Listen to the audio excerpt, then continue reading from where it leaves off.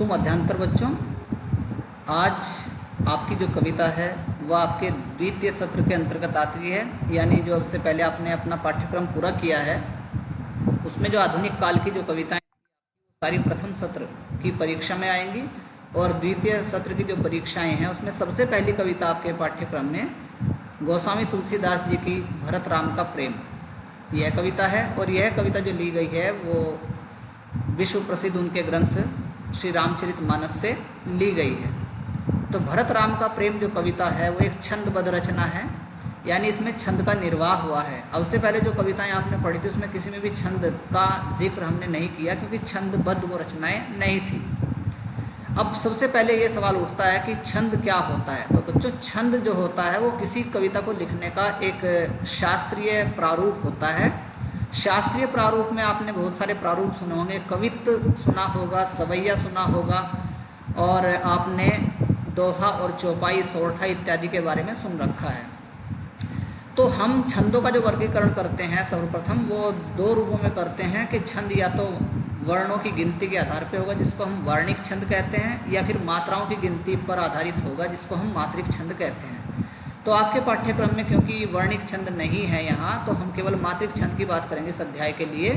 तो मात्रिक छंद में आपके पास में केवल दो छंद आए हैं, एक छंद है चौपाई और दूसरा छंद है दोहा। तो इससे पहले कि हम इस पाठ को आरंभ करें हम थोड़ा सा प्रकाश डाल लेते हैं कि चौपाई छंद कैसा होता है और दोहा छंद कैसा होता है और उनकी रचना कैसी होती है। तो सबसे पहले आप देख सकते हैं कविता में जो प्रयुक्त छंद हैं उनमें पहला छंद हमने रखा है दोहा। और दोहा छंद के विषय में जो परिभाषित है वो ये है कि दोहा में 4 चरण होते हैं। चरण भी आपको बताए जाएंगे। एक बात यह कि यह विषम मात्रिक छंद है, यानी इसके अलग अलग चरणों में अलग अलग मात्राओं की गिनती होती है। उसके बाद है कि इसके पहले और तीसरे चरण में 13 मात्राएं हैं। अब यहाँ आप देखिए, इस अंश को आप देखेंगे यहाँ से यहाँ तक एक कोमा लगा हुआ है। इस कोमे से पहला जो आपका है वो प्रथम चरण है और इस कोमे के बाद ये जो है आपका द्वितीय चरण है और यहाँ ये आके पाई लग जाती है। दोहे में यहाँ आके पाई लगती है और उसके बाद में ये आपका तीसरा चरण है, यहाँ से लगी तक उसके साथ कोमा है। तो यहाँ से यहाँ तक आपका तीसरा चरण हो गया और यहाँ से यहाँ तक आपका ये आगे चौथा चरण हो गया। तो इसमें आप मात्राओं की गिनती करेंगे। अब आपने हिंदी में वर्णमाला में ह्रस्व और दीर्घ मात्राएं पढ़ी हैं। अ, छोटी ई, छोटा ऊ एक मात्रा होती है जिसका जो सिंबल होता है वो अंग्रेजी के आई जैसा होता है। और आ, बड़ी ई, बड़ा ऊ, ए, ऐ, ओ, औ ये क्या होते हैं? ये दीर्घ स्वर होते हैं जिनकी मात्रा जो होती है वो अंग्रेजी के एस अक्षर जैसी जो रचना है उससे प्रदर्शित होती है, 2 मात्राएं। तो इस तरह से आप एक एक शब्द को ध्यान से देखेंगे और एक एक शब्द में आप पाएंगे कि मात्राओं का योग कितना हो जाता है। तो सबसे पहले आप देखें महू शब्द में। महू शब्द में क्योंकि बड़े ऊ की मात्रा है और साथ में चंद्र बिंदु भी है। हालांकि अगर अकेला चंद्र बिंदु होता, मात्रा ना होती तो भी हम इसको कैपिटल में गिनते, कैपिटल मतलब दोहरे में गिनते, एकल में ना गिनते। तो यहाँ महू शब्द में हमने मात्राओं को देखा कि माँ और हूँ मिला करके महू शब्द बनता है, जिसमें माँ की एक मात्रा चूँकि ह्रस्व है और हूँ चूँकि दीर्घ है इसलिए 2 मात्राएं उसकी होगी। तो कुल मिला के इस महू शब्द में कितनी मात्रा हुई है आपकी? 2 मात्राएं हूँ में और माँ में, यानी 3 मात्राएं तो यहाँ हो गई। इसी तरह से आगे चलते हैं। स्नेह शब्द में आप सा एक मात्रा ह्रस्व होने के कारण, ने दीर्घ मात्रा 2 हो गई और ह एक मात्रा ह्रस्व है इसलिए 1 ये हो गई। तो 1 2 3 3 और 1 4 मात्राएं आपकी स्नेह शब्द में हैं। ऐसे ही सकोच शब्द में सा जो है वो ह्रस्व है, को जो है वो दीर्घ है और चा जो है वो ह्रस्व है। तो यहाँ आप देख सकते हो कि सकोच शब्द में कुल मात्राएं 4 बनती हैं और बा और सा में दोनों ही ह्रस्व हैं, यानी बड़ा आ, बड़ी ई, बड़ा ऊ, ए, ऐ, ओ, औ कोई मात्रा नहीं है, केवल आ संयुक्त है। इसलिए यहाँ पे आप 1 और 1 2 मात्राएं देख रहे हैं।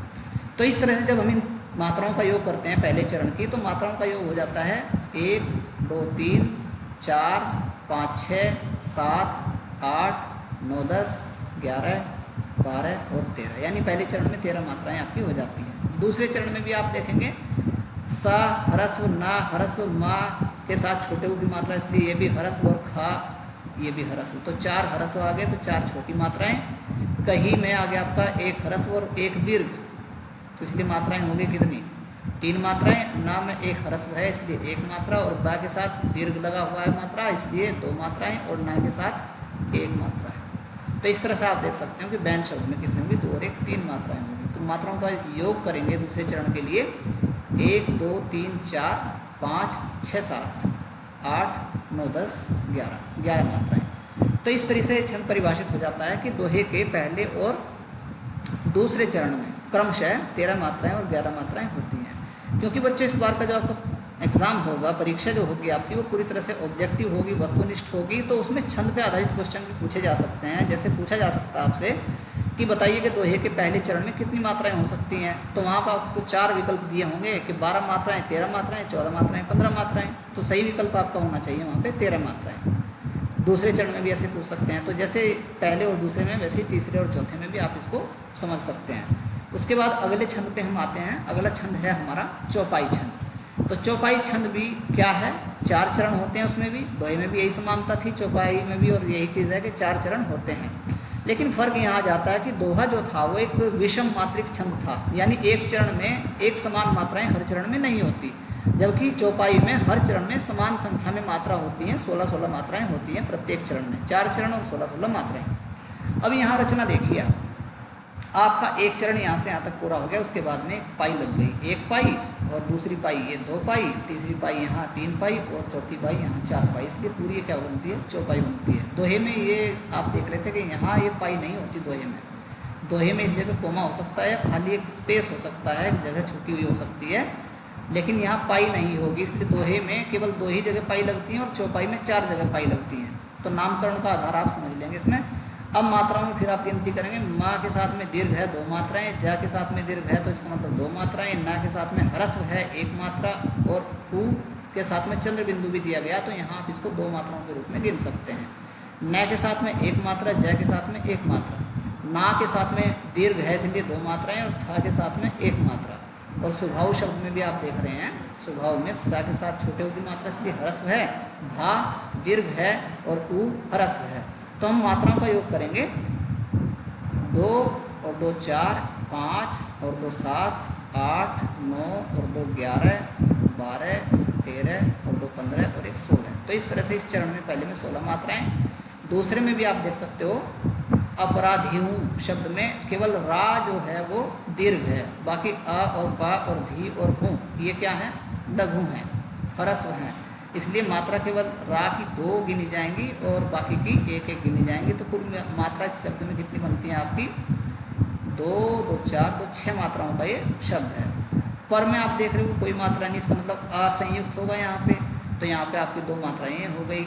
और को में ह्रस्व नहीं और दीर्घ है इसलिए यहाँ पे 2 मात्रा, और ह में क्या है, ह्रस्व है इसलिए 1 मात्रा, ना ह्रस्व है केवल इसलिए 1 मात्रा, और का दीर्घ है और ऊ भी दीर्घ है, तो इसलिए इन दोनों की 2-2 मात्राएं। तो योग करेंगे, 2 2 4 2 6 2 8 2 10 2 12 14 और 16। तो इस तरह से इसके दूसरे चरण में भी 16 मात्राएं होती हैं। अब आप नेक्स्ट जो चरण है, इसके अगले जो चरण है, तीसरा और चौथा चरण, उसमें भी आप देख सकते हैं कि 16-16 मात्राओं का यहाँ पे योग है।